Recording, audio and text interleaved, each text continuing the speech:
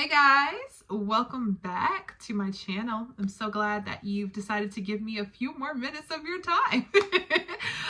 Again, this is our nighttime unwind with intention series, which is somewhat similar to the other series that you guys have seen on my channel if you've stayed with me this long, where I use this time really to talk about a journaling topic that I'm personally writing right here in my nighttime journal that I encourage you guys to either resonate with on your own, maybe do some internal self-reflection, or simply just grab a pen and start writing yourself on some of the topics that we discuss. If you're like, I have no idea what to write about in my journal tonight, I don't know what I want to think about, but it's just a good way to kind of like reflect, unpack, and kind of get your mind back in a good place. That's the best way I like to say it. And honestly, it's for me, it's a good way to be vulnerable with you guys on my channel and tell you a bit more about myself, so you have an understanding of who it is that you're following, but that you have someone that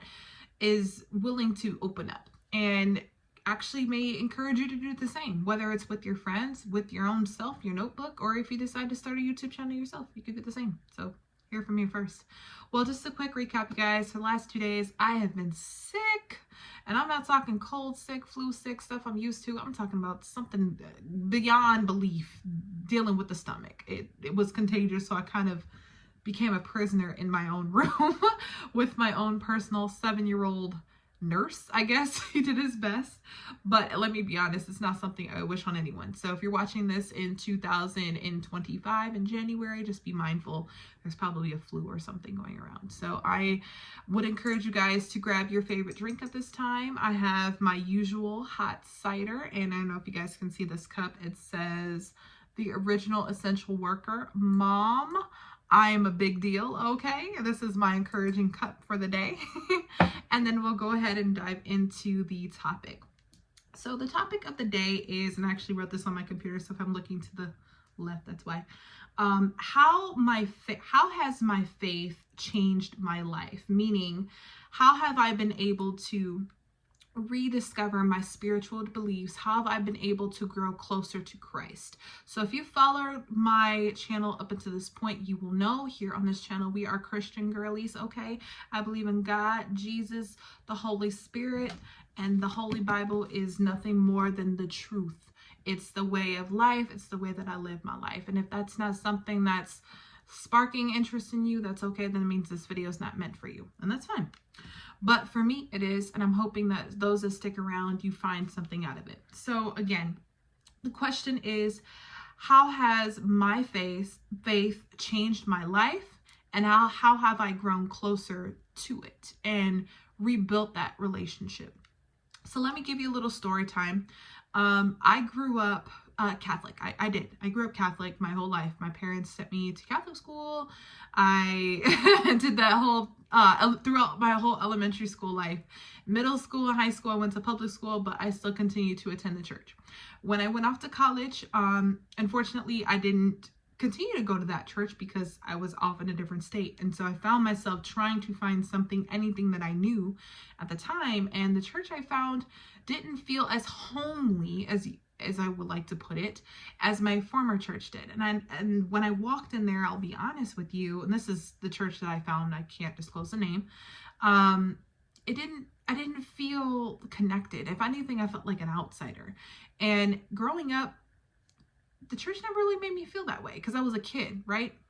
So fast forward to right after I had my son, I knew in my heart when I became a mother, I still wanted to pass on my beliefs and, I guess you can say, encouragements in that way to my child. And I wanted to find a place that made me feel at home, that I can continue to learn the things I learned as a kid, but I guess you can say in a way the message would be received as an adult. And I found a church down in Iowa that I liked, and it sat with me. And then when I made the decision to move back home, again, I had to make another decision. Okay, once I got settled and things, where would I go? And so I took it upon myself, funny story, to Google churches in the area. But I did it with the criteria of knowing that I wanted the place to have a kids area where Sage can learn, you know, in a way that kids would understand. I also wanted to feel like a sense of community and that it wouldn't be too far away from my house, because everything that I have around me is pretty good distance. Like my job's only 10-15 minutes away. Sage's school is literally across the street. So I didn't want church to be, you know, thousands of miles away. It wasn't going to happen. So I stumbled upon a church. It's called Bethesda. I can talk about it because they want us to spread the word. And when I first heard about it, I was like, oh, okay, let me see where this is. So I looked at it on my map. I noticed that it was very close to our amphitheater where people go to see concerts. And I was like, this is a part of the concert venue? Like, okay. So I was a little hesitant. I was a little nervous because I'm a new person and I'm not going because my parents told me to go. I'm going because I wanted to go. And so when I went in there, the first person that greeted me, her name was Debbie. She was so sweet. She gave me a big hug and told me welcome. And I told her, hey, I'm a new person. I've never been here before. And I want to, you know, understand more about, you know, your guys' church. I just wanted to learn. And so she was more than happy to show me to the information desk, and they gave me like a little gift, little mug, and I'll just be honest, long story short, the whole experience was very warm, very welcoming. It didn't feel isolating. I didn't feel like, oh, I had to stand up and raise my hand because I'm a new person. It just made me feel like I can sit and take in the word, and Sage can learn in his own way, without feeling that pressure or feeling like an outcast, okay? And because of, not just because of them, but because my willingness to wanting to do that, I wanted to continue to build that relationship and rebuild my faith again. Because if I had to be honest with myself, a lot of what I've gone through and I've been able to triumph through, a lot of that has been, you know, I have to give the credit where credit is due. And a lot of that does go over to the faith that I had, not only in myself, but that knowing that a higher power in on this channel, God, was definitely watching me. And so that brings me to my question. Okay, how has faith changed me? And here's how, in 3 different ways. Number 1, it's allowed me to really release control and comfortably release control. And by that, I mean, for a great deal of my life, I've been a person that has been so tight in how things work in her life. I've been very, I guess you can say, strict when it comes to like my time, when it comes to how I'm spending my time. I'm continuing to be that way, but also even the outcomes of things. Like I found myself in some ways trying to force things to happen when I have to take a deep breath, step back, and let things work themselves out. And I noticed in different situations, like for example, when I made the decision to move back to Michigan as a solo parent, that was a hard decision. And I was worried that I wasn't going to have enough money. I was worried that I wasn't going to be able to stay with my parents long. I was worried that I wasn't going to have a job. I was worried about so many different things. And it was causing so much anxiety and stress in my life that I would be honest, the night that I made that everything was packed up in my old apartment, and I was getting Sage ready and excited to see his grandparents again, I prayed heavily that night. I prayed that God would keep me safe. I prayed that anything that I'm going through will be worked through. I prayed about a lot of different things. And then as I got on the road that night, or that following morning, something in my spirit told me, Kristen, when you start this drive, make sure you just drive and focus on the road ahead. And it was the middle of October. And in October, generally speaking in the Midwest, sometimes you get snow, sometimes you get rain, sometimes it's not the best weather. But that particular day, it was sunny. The leaves were beautifully colored. And I just focused on the destination ahead, which at the time was Michigan. Yes, it was a 10-hour drive. Yes, it was very long. But I focused, and something told me, well, Kristen, don't look behind you, because if you do, you're not gonna like it. But me. And I stopped to get gas. I was like, let me just casually look at my rearview mirror to make sure I don't hit anybody when I back out this, parking spot. And I noticed behind me, it was a gray cloud of nothing but looks like rain. And I was driving through Indiana and Illinois at this time. And so that alone, when I saw that image of, okay, it's bright, it's colorful, it's vibrant this way, you need to keep going. And that was my, I guess you can say, sign that I needed to trust not only myself, but what God has in store for me. And I use that story all the time because it's mine. But I guess for you guys, just think about that. Identify a time where you found yourself, worrying so much about the outcomes, or worrying about how things are going to play out, that part of control that you've had to force yourself to kind of release. And when you did, how did it make you feel? What was the outcome? For myself, it was a new start, a new journey. And now my life is pretty comfortable. I mean, I'm still, handling things the way I have to because I'm a mother, but I have my own place now. Like, I have a job and career I love. I'm back making the content that I love. I have a church home that I love. My son is doing great in school and sports. Like, everything is playing itself out the way that it was meant to, all because I sat back and let God do his work.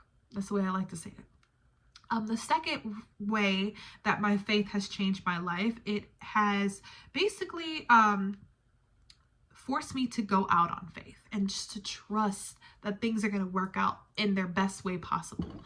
Meaning, I'll give you an example. Meeting the boyfriend I have, my boyfriend, I'll just be honest. When I moved back here, I was hell-bent on not talking to a single soul.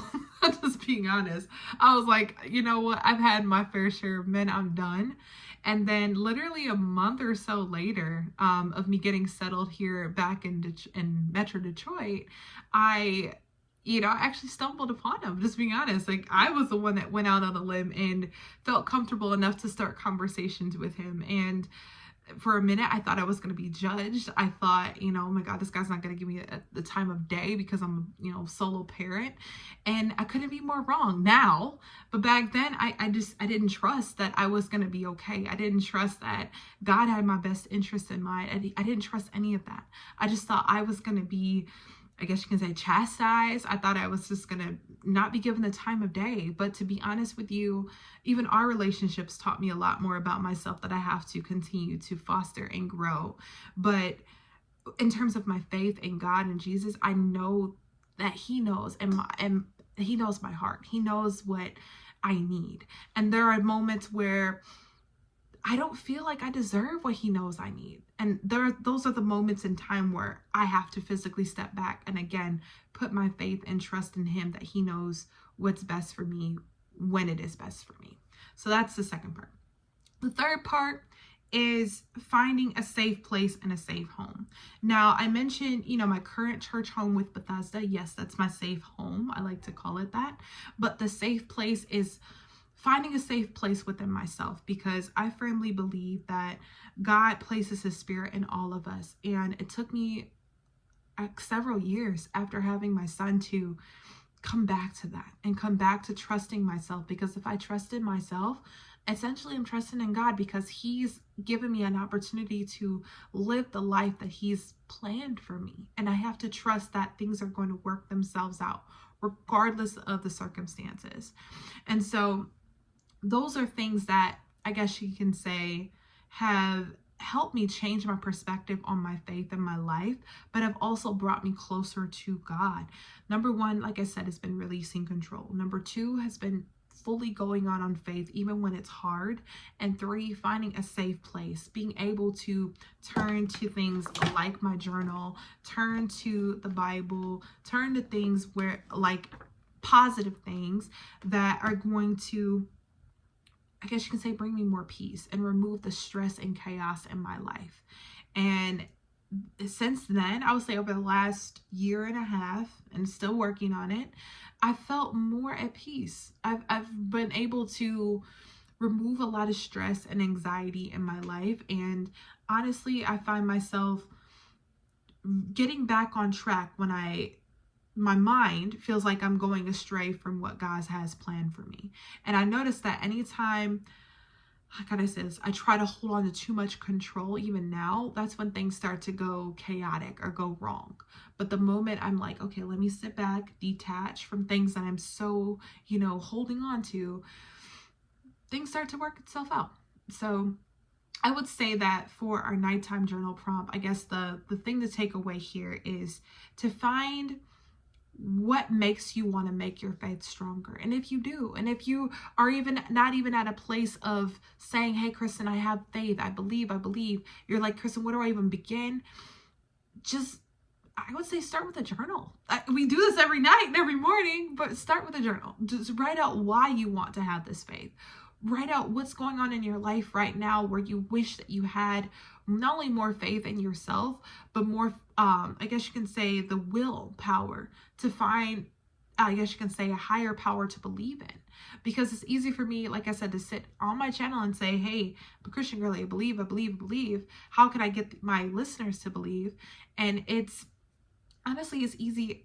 It's not as easy, but a good place to start is simply by writing it out, getting it out on paper, or if you have to use voice memos, you can do that however you need to, but get it out of your head. That's the first place it needs to go. The more that it stays in here, the harder it's going to be for you to find, I guess you can say, the pathway forward to having a more secure and grounded mentality in life, and or even starting the pathway to get closer to being where you want to be with your spiritual beliefs. That's just my take.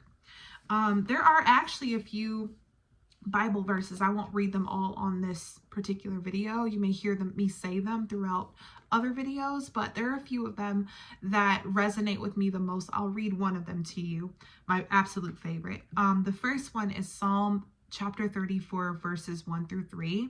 Another is Psalm chapter 34, verse 17 through 18. Isaiah, the book of Isaiah has been just eye-opening for me, along with Psalms. And then my particular favorite is Jeremiah chapter 29. And I'm actually going to read that one to you guys really quick. This one actually sat well with me in my spirit during a moment of clarity, or when I needed clarity. So let me actually find that one for you.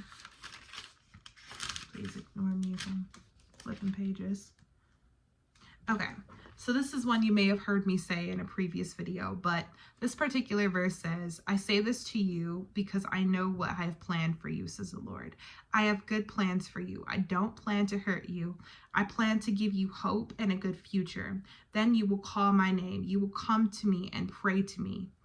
And that's true, because I noticed that. Like anytime, like I said, the plans that I have for myself start to dwindle or they fall apart, is usually because I'm holding on so tightly to what could possibly go wrong, versus trusting that the decisions that I'm thinking about, if they align with what God wants me to do, are going to happen.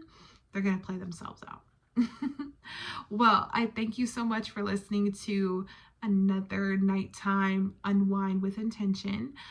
Please be on the lookout. I'm launching my website this Wednesday, the 15th of January, where you'll have access to more blog posts. I'll be putting more written content there, and you'll have access to all of the videos as well, like you do on YouTube. But it's a good opportunity for you to stay connected, build community, and just hear it. I could be able to answer any questions that you guys would like me to answer on these videos. I do thank you so much for listening, and tune in for my next video, which will come out soon.